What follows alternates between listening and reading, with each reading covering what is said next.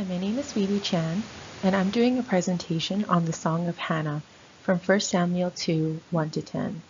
The story of Hannah captivated me to see how God uses lowly and insignificant women to carry out his will. He reveals himself to Hannah through his divine actions over the circumstances in her life. She experiences the presence of God through the reversal of social standing by bringing life to her barren womb. Through Hannah's thanksgiving psalm to Yahweh, one can see Yahweh's character of holiness and sovereignty to bring the reversal of human circumstances by making low the proud, rich, and strong, and by exalting the weak, poor, and oppressed. Yahweh will balance the human experience through reversal of social conditions by executing positive actions on behalf of the poor and the weak, while those who are strong will become weak and will be put under Yahweh's judgment. The same Yahweh who worked in Hannah's life is the same God who works in our lives today. In the Song of Hannah, we can gain assurance and hope that God is working out his redemptive plan even in our circumstances and situation. This is to give us hope that God will never change and will always be on the side of his faithful followers. The book of Samuel begins with a comparison of Elkanah's wives. Hannah, the first wife, is barren, and Peninnah, the second wife, who is fertile. Peninnah had children, but Hannah had none. 1 Samuel 1, verse 2. Every year at the annual festival at Shiloh, Hannah is tormented by Peninnah, who is blessed with children, and she treats Hannah with contempt by mocking her. Hannah experiences the shame of barrenness in the world where the birth of a child is a woman's purpose. The barren wife is a common motif within the Old Testament narrative, which foreshadows Yahweh's intervention on behalf of the barren woman. There are several other women in the Old Testament, including Hannah, who are childless, Sarah, Rebecca, Rachel, Samson's mother, the Shunammite women, and the women in Ezra's vision. These women share the blame for their childlessness as their punishment from God. Every year, Peninnah would increase Hannah's pain by adding psychological and theological torment to Hannah's physical distress, to the extent that Hannah would weep and not eat. The festival at Shiloh for Hannah is not a place of celebration, but an occasion of shame, isolation, and loneliness. This leads Hannah to the temple to pray and in distress. Hannah makes a paradoxical promise to give to the Lord the son he gives her. God hears Hannah's prayers and gives her a son, Samuel. In response, Hannah offers a jubilant song of thanksgiving, not because of the gift of her son, but because of Yahweh exerting his holiness and sovereignty in reversing Hannah's fortune, by creating life out of nothingness, and by bringing hope to the hopeless situation. By examining the Song of Hannah, we can see the themes that one can apply into their own life. My heart exalts in the Lord. My horn is exalted in the Lord. My mouth derides my enemies because I rejoice in your salvation. Verse 1. Hannah begins the psalm with demonstrating her commitment and love for God through rejoicing. She exalts and triumphs in the Lord, not because of her son, but because of what the Lord has done. He delivered and liberated her from the snares of her enemies. She exalts her horn, which is a metaphor that compares the poet to an animal who carries their head high and is proudly conscious of their strength. It is also a metaphor for victory, as God raises the psalmist's horn in Psalms. In the King James Version, it says, "My mouth is enlarged over my enemies," and to stretch one's mouth, the imagery refers to the opening of mouth wide to swallow something. This means to defeat one's enemies by swallowing him. This is also mentioned in Isaiah 5:14, where it references to Sheol, mouths swallowing up the living, which is a common depiction of hell in the Ugaritic text. It also refers to opening one's mouth in a scornful and rude way of sneering at someone. In this case, they are scorning and mocking at their enemies in return. Overall, this verse demonstrates Hannah's strong sense of vindication over her rival, which Peninnah cruelly mocked her. But Hannah rejoices because the Lord has made her triumphant over her enemy. Hannah gains strength, victory, dignity, and power because of Yahweh's provision of providing her a son. There is none holy like the Lord, for there is none besides you. There is no rock like our God. Talk no more so ever proudly. Let not arrogance come from your mouth. For the Lord is God of knowledge, and by him actions are weighed. Verse 2 to 3. The Song of Hannah repeatedly emphasizes on God's character of holiness, which gives a rise to God's salvific action. Stanley D. Walters suggests that God's holiness is the source of justice, which brings about deliverance and salvation. By celebrating God's holiness, it is acknowledging his character of holy love, which none can compare. Correspondingly, by using the rock metaphor, it is to reveal the divine incomparability of Yahweh to other gods, like in the Song of Moses and the Song of David. They acknowledge God's strength and sovereignty, in which one can secure their faith and hope in. Yahweh is the true and one and only God. By exalting the holiness of God, it is to warn the arrogant and the proud, because they will be weighed on Yahweh's just scales. It parallels Psalms 75, 5-6, as the poet urges the boastful and the wicked to be humbled by acknowledging the omniscience of God, who can see through one's intentions, deeds, and character. The Lord will balance the human experience through the reversal of social conditions by executing positive actions on behalf of the poor and the weak, while those who are strong will become weak and will be put under Yahweh's judgment. His holiness is the result of divine justice, of equitable and fair treatment of all people. It is through God's holiness that affects the reversal of human situation, which is mentioned in verse 8, 4-8. Hannah's experience of God's power of reversing her fortune by offering her a son. The bows of the mart are broken, but the feeble bind on strength. Those who were full have hired themselves out for bread, but those who were hungry have ceased to hunger. The barren has borne 7, but she who has many children is forlorn. Verse 4-5. The psalm witnesses God's power of reversing one's life circumstances by making the impossible possible. There are 3 pairs of contrasts in which people experience dramatic reversals in life situations, and the human conditions in each pair are reversed.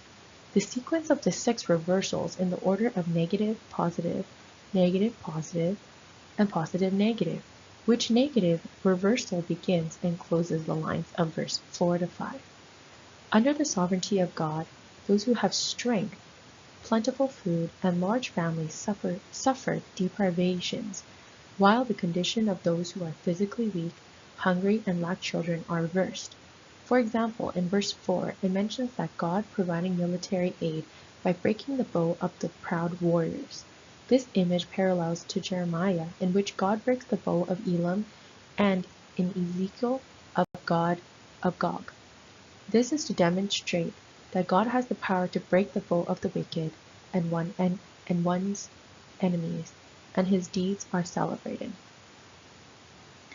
And those who are full have hired themselves out for bread is an imagery of those who have satisfaction by filling one's appetite. In other versions, the word sated is used to reveal those who are rich or self-reliant would experience reversing judgment of God.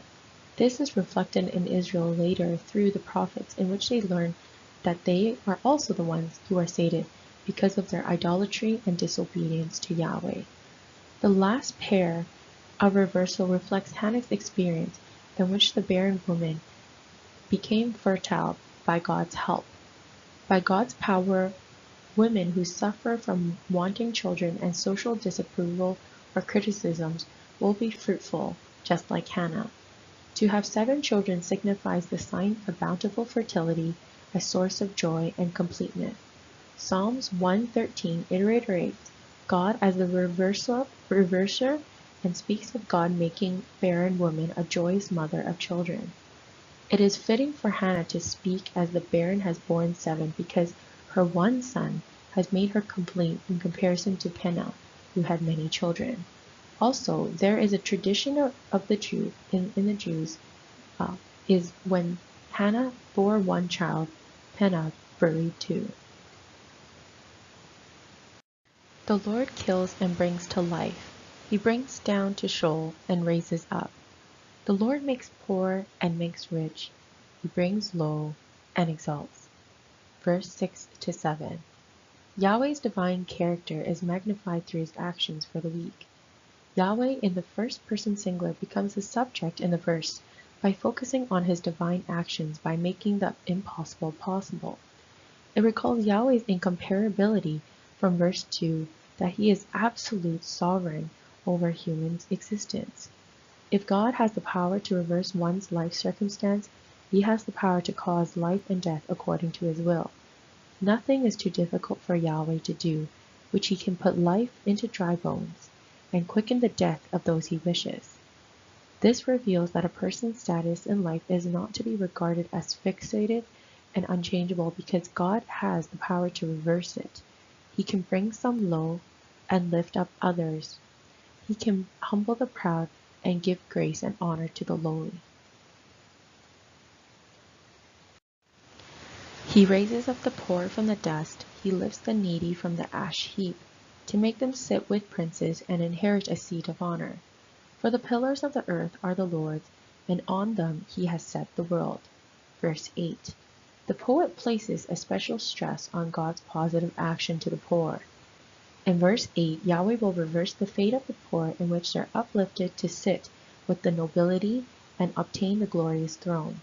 Similarly to Psalms 113, verse 7 to 8, God's role as a creator has a heart for the downcast and the poor. The pillars are to demonstrate the creation that belongs to Yahweh, that he has the sovereign power to bring about change. Those who are desperately poor and powerless will be transformed by God into powerful princes. This translates to Hannah's life, in which God exalts Hannah against her oppressors and restores her. God transforms Hannah's position by turning her bitter tears into strong rejoicing. He will guard the feet of his faithful ones, but the wicked shall be cut off in darkness. For not by might shall a man prevail. The adversaries of the Lord shall be broken to pieces. Against them he will thunder in heaven. The Lord will judge the ends of the earth. He will give strength to his king and exalt the horn of his anointed. Verse 9 to 10. There is hope that is given by God through his character and power, that God will preserve and protect his faithful people by providing them a king. God's people will be delivered, and their enemies will be conquered and subdued, particularly by thunder. Thunder represents theophany, or a holy word to signify God's behavior of his judgment on the earth.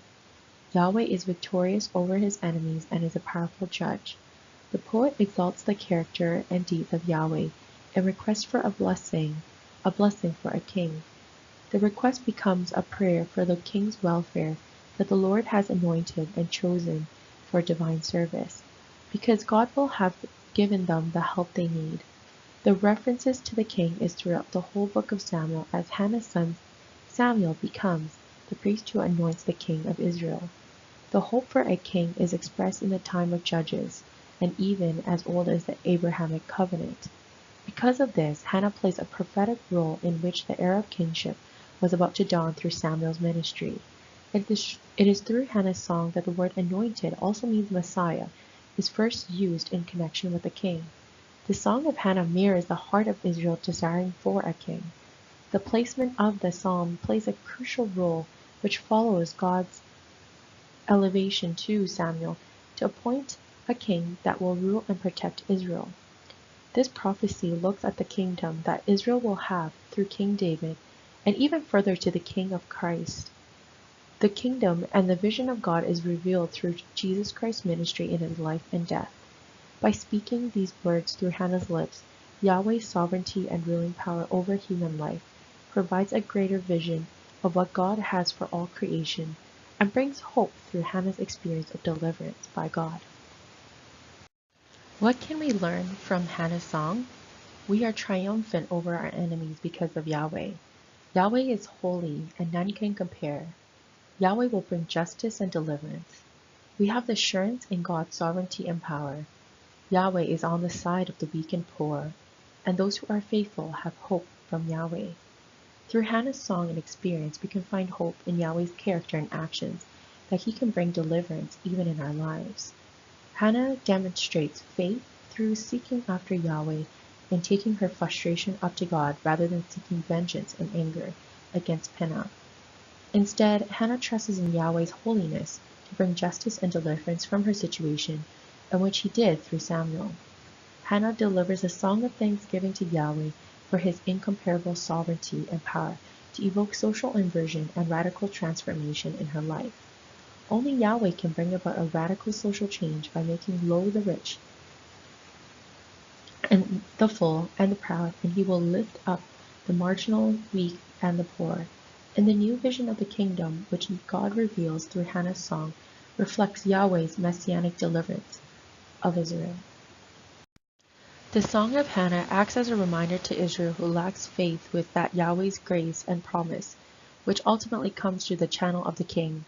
Hannah's song puts into perspective the larger sphere of God's rule and not only reflects her life and the life of Samuel, Saul, and David, but also for his faithful people and the life in the world.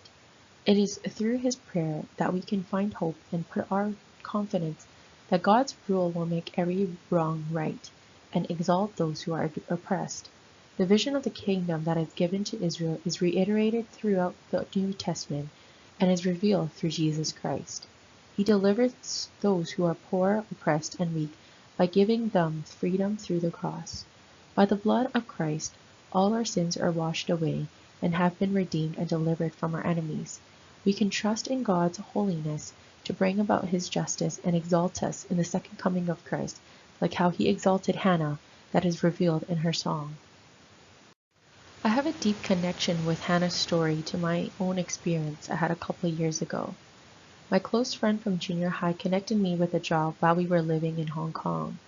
I believe my friend had good intentions for me to enter the company which she was currently working in, because during the time I was looking for a job. However, once I entered the company, her attitude and behavior towards me completely changed. I found out that she wanted me to work in the company so I could take a portion of work off her hands, which I didn't really mind too much. Once I started taking on her work, the more controlling and manipulating she became. She would take in the role of a manager and began to place tasks on me without giving me guidelines and instructions. Once I completed the task, she would complain to others behind my back that I was incompetent and unqualified. She would isolate me from other coworkers and made me feel left out. Until the time when I witnessed her gossiping about me to another coworker, a deep sense of despair and pain came over me. The friend that I once trusted, cared for, became someone who took advantage of my friendship and ended up betraying and abandoning me. I remember attending church one Sunday and I began to cry because of the hurt I felt. I remember this verse in 2 Corinthians 4 verse 8 to 10. We are afflicted in every way, but not crushed, perplexed but not driven to despair, persecuted but not forsaken, struck down but not destroyed, always carrying in the body the death of Jesus, so that life of Jesus may also be manifested in our bodies. This is the hope I held on to during the season of life, knowing that I am not alone. God lifted me up during this challenging time through another coworker in the company named Cheryl. I believe God placed her in my workplace to bring joy into my situation and to be a companion to me. She is also a Christian and her husband is a pastor. Every time I felt hurt by my friend, she would comfort me and pray for me to help me find healing in this broken friendship. She reminded me to find hope and joy in the smallest places, knowing that God is there with us. God heard our prayers and helped me to turn my sorrow into joy. Instead of reciprocating anger and hurt to my friend, I was able to kill her with my joy. Because of certain circumstances, my friend ended up leaving the company to find another job. During that time, I was able to find a different company with a better pay. Even though I did not get a chance to talk to her afterwards, I heard after she left the company, she was not able to find a job for 8 months. God heard my prayers and have delivered me out of my despair from someone who was oppressing me. I have felt God's sovereign power as he brought down the strong and lifted up the weak. Throughout the Song of Hannah, we can find couple applications. We can trust in Yahweh's character of holiness and sovereignty, that He will bring justice in our circumstances and deliver us from our enemy. Like Hannah, we can have assurance and faith in God that He will judge those who have afflicted us with pain. We have the hope that God will protect His faithful people and will bring them into exaltation with Christ. These are the commentaries and the articles that I have used to do my research for the Song of Hannah.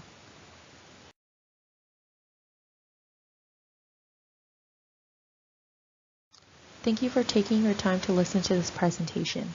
I hope you learned something from the Song of Hannah, just as I have.